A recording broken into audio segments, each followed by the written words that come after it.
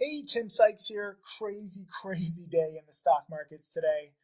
Sorry for the late night video lesson, but I'm in Asia, so I'm on the other side of the world, but I can still go over what's happening and try and protect you because there are some people that I think need a little reminder of the rules. But also, congrats to so many of you. Before I begin, first mention tomorrow night, 8 p.m. Eastern, November 15th, I will be giving a free webinar on how to adapt to this changing market. This is more important than ever. That's why this webinar is 100% free. I want to give you no excuse whatsoever not to join in and watch and learn. Also, we have our annual holiday sale. All of these newsletters and DVDs are 30, 40, 50, 60, 70% off. I'll post the links to both of them underneath here. But first, I got to talk about the big stock of the day, which is DRYS. Many people are saying they've never seen anything like DRYS before. Let me pull up a chart of DRYS. It is now in the 40s, and it is up from the 4s. So nice 10 times your money in 3 days. It's not predictable in a sense like, oh, I knew it was going to go up 10 times. I don't try to predict these things, okay? Let me be very clear, because some people are trying to put words in my mouth. I'm not prepared for this. I'm not like, oh my God, I know this is going to go up this much. I react to this. I am prepared right now. I'm prepared for the reaction. And do you know why? Because I have seen it many times before. I posted this commentary in the chat room. Look at this. Crazy lessons from the biggest stock of the year.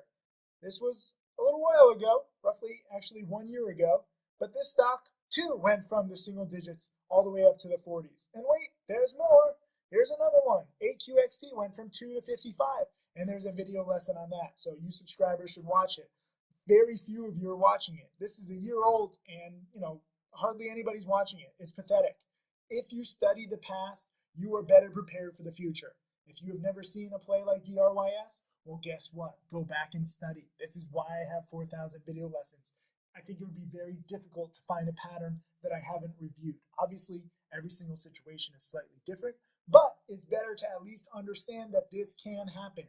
And that is why I'm shocked that so many people were shorting this in the 20s, 25, 30 range, and they're getting absolutely destroyed. It does not make me happy to see people get destroyed. It does not make me happy to see people lose, okay? I'm not rooting for anybody. Part of the reason why I trade with such a small account is because I want you to understand it doesn't matter what I do, okay? It doesn't matter if I'm long the stock, if I'm short the stock, if I don't trade it. My whole purpose is trying to give you the best unbiased commentary that I can. And I would not be aggressively shorting this one because I don't know how high it goes. And as a short seller, I want all short sellers to make as much money as possible because it makes me look bad. It makes short selling look bad when you lose and blow up.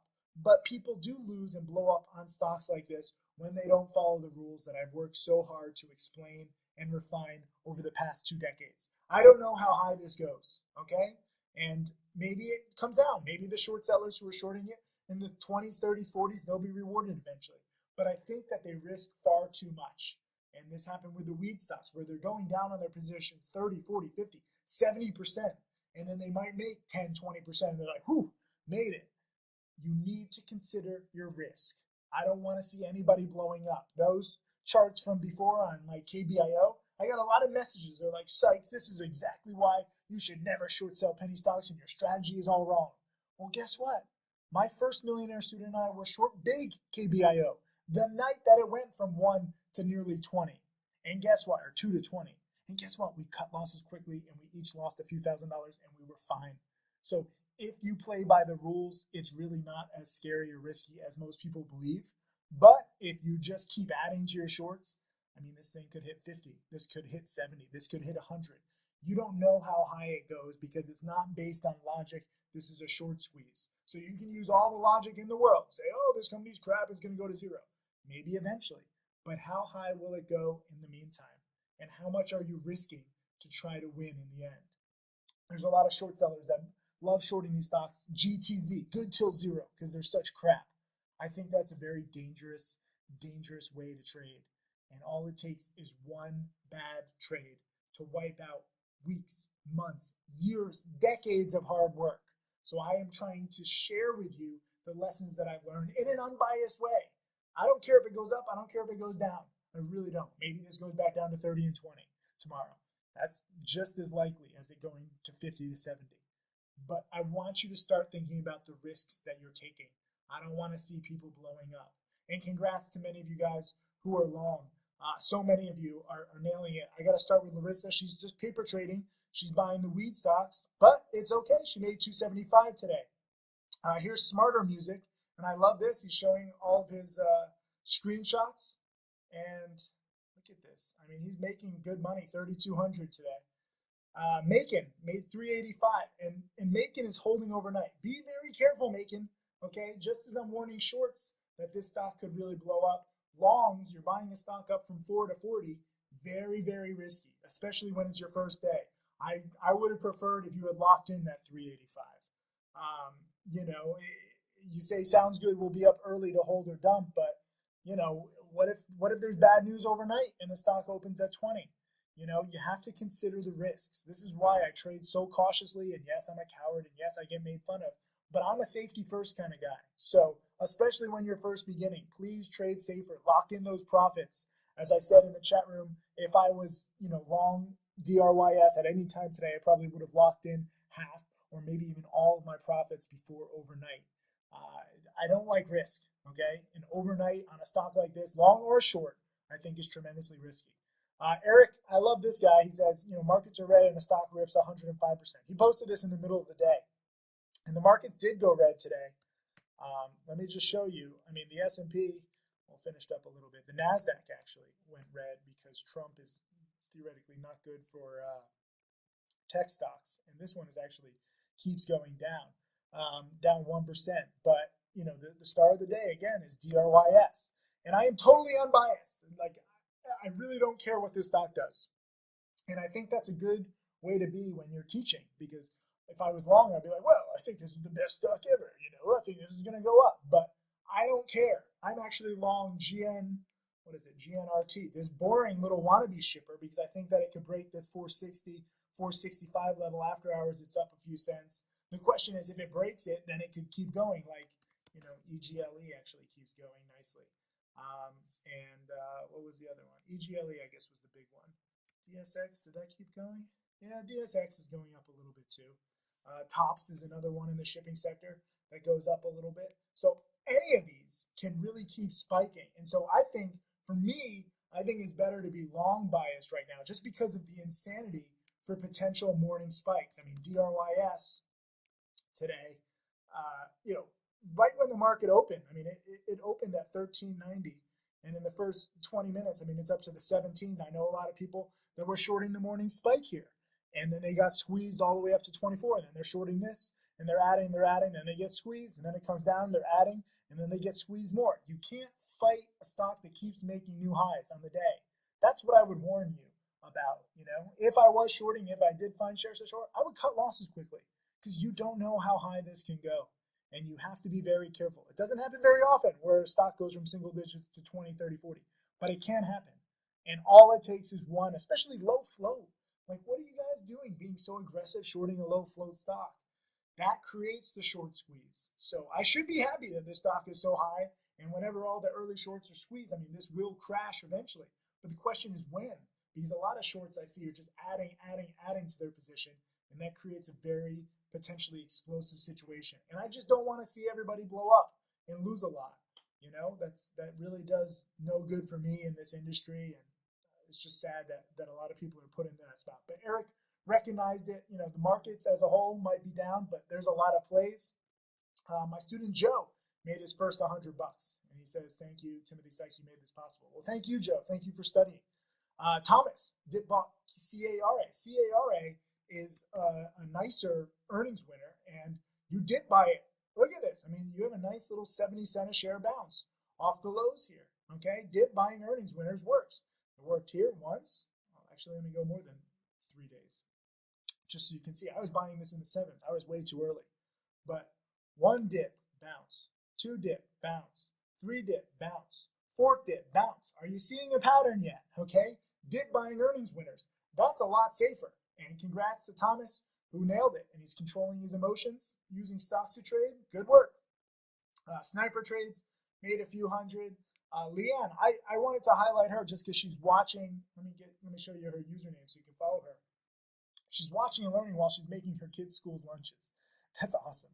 That's dedication. Mark Crook did a great job. He's one of my upcoming millionaire students. He's up about 600,000 now. He nailed SINO. This is in the same sector. And he was buying it, alerting it in the challenge room in the 160s. And now I think he sold it all in the twos. So awesome job, man. He said he locked in most of his gains. Good job. Gary, look at this. I love this. He's nailing DRYS, profiting 1,600 just on 800 shares. That is fantastic. And again, be very careful. Lock it in. It's very nice. These are good profits, but just be careful. So good job, Gary. And then also, I want to talk about this tweet because I got a lot of flack for it, and I want to explain it. I'm not laughing at people who lose money, okay? I don't want traders to lose money. You have to understand, I talk to more traders than anybody else in this industry, so I hear what's going on. I'm laughing and mocking, and perhaps I shouldn't have. I'm sorry about this. But I'm laughing and mocking at the strategy where you think that you can just add to shorts and be okay. That, to me, it's laughable. It's so insane of a strategy. And the fact that it works most of the time, okay, that's cool. But again, all it takes is one time where you're wrong. And you keep adding and adding and adding, and you blow up. And you lose all your money, or you lose all your money and you owe your broker money. Like, it is such a bad strategy for shorting. And I get it. It works a lot of the time. But all it takes is one time. That's what I'm trying to remind you. And it's tough because a lot of people don't like to hear the other side of the story. They don't like to be reminded of being logical and overly safe.